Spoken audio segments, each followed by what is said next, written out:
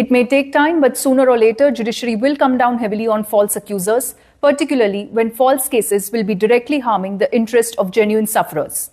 In a first, a district court from Uttar Pradesh's Bareilly sentenced a woman to 4 years and 5 months in jail for filing a false rape case against a man. The period of sentence awarded to the woman is exactly the same jail time spent by the falsely accused man. So what was this case all about? In the year 2019, the mother of a 15-year-old girl named Nisha filed a case of kidnap and rape against a 21-year-old man named Ajay Rawat. Ajay was then working with the girl's sister at one of the companies, and thus he would visit the complainant's home very often. Soon both became friends, and at that time the girl was a minor. In the complaint, the teen claimed that Ajay had drugged her with spiked prasad, took her to Delhi, locked her up in a room, and then raped her. The man was immediately jailed following this complaint. However, once the trial began, the girl retracted her statement and said that the accused did not kidnap or rape her. But by now, Ajay had already spent 4 years and 5 months in jail, to be precise from 30th September 2019 until 8th April 2024. The complainant woman is 21 years of age, while the accused who was in jail is 25 years of age as of today. Now, what were the observations of the court?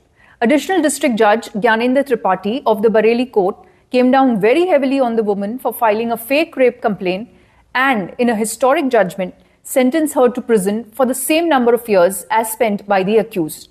Not just this, but the court has also levied a fine of 5.88 lakh on the woman for robbing the man of earning opportunities during the time he was in jail as an under trial. In a 16-page order, the court remarked that the real victims have to suffer due to actions of such women.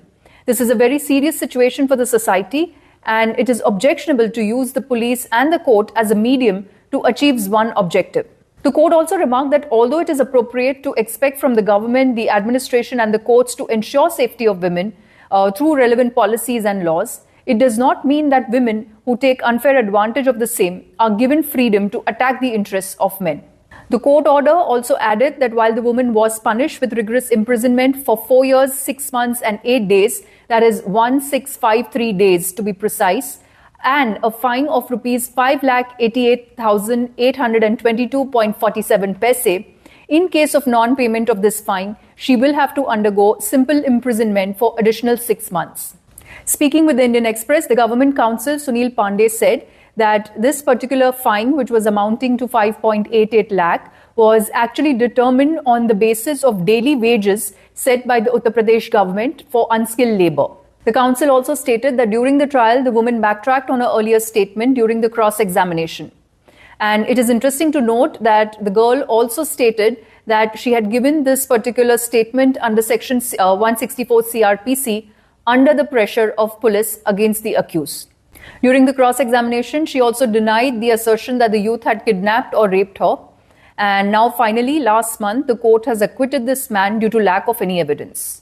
The court also convicted the woman under Section 195 IPC, which is about giving or fabricating false evidence with the intent to procure conviction of an offence.